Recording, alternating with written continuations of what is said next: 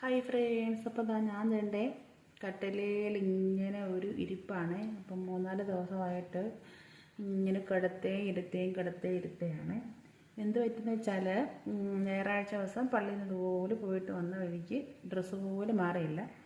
അപ്പോൾ അങ്ങനെ കിണറിൻ്റെ അവിടോട്ട് ഇറങ്ങിയതാണ്. അപ്പോൾ ഇറങ്ങിയ വഴിക്ക് നല്ല പായലായിരുന്നു കേട്ടോ. അപ്പോൾ അങ്ങനെ തെന്നി വീണ് കാലിന് ഒരു ചെറുതായിട്ടൊരു കുഴപ്പം പറ്റി. എന്തായാലും ദൈവഭാഗ്യത്തിന് പൊട്ടലൊന്നുമില്ല, പക്ഷേ നല്ല ചതവും നമ്മുടെ ഈ ബാക്ക് സൈഡ് ഏണ് തൊട്ട് താഴെ വരെ ഒരു വശം മൊത്തം, ബാക്ക് സൈഡ് മൊത്തം നല്ല കരിനീലിച്ച് കിടക്കുകയാണ്. പിന്നെ ഈ ഒരു വശം മൊത്തം ഭയങ്കര വേദനയും നല്ല ചതവുമാണ്. ഇപ്പം ഞാൻ കാണിച്ചു തരാം. കാലാണ് കേട്ടോ.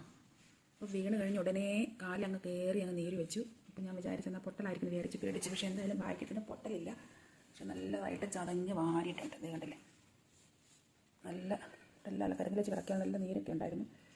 അപ്പോൾ ഈ ഭാഗം അങ്ങ് നല്ലതായിട്ട് അത്രയും കയറിയെന്ന് വീങ്ങിയായിരുന്നു നീര് വെച്ച്. പക്ഷേ വരലിലൊക്കെ നീരുണ്ട്, നല്ല വേദനയാണ്. കാല് നിലത്ത് കുത്താൻ പറ്റത്തില്ല. ഈ ഭാഗം ഇവിടെ ഇങ്ങനെ നല്ല വേദനയുണ്ട്. നല്ല തൊടാനൊന്നും പറ്റത്തില്ല, നല്ല വേദനയാണ്. അപ്പോൾ അങ്ങനെ 3-4 ദിവസമായിട്ട് ഇരുത്തുകയാണ്. അപ്പോൾ ഹോസ്പിറ്റലിൽ പോയിട്ടുണ്ടായിരുന്നു. അങ്ങനെ ഡോക്ടർ പറഞ്ഞു 3 ആഴ്ച കാല് നിലത്ത് കുത്തരുത്, കുത്താതെ റെസ്റ്റ് എടുക്കാൻ പറഞ്ഞു.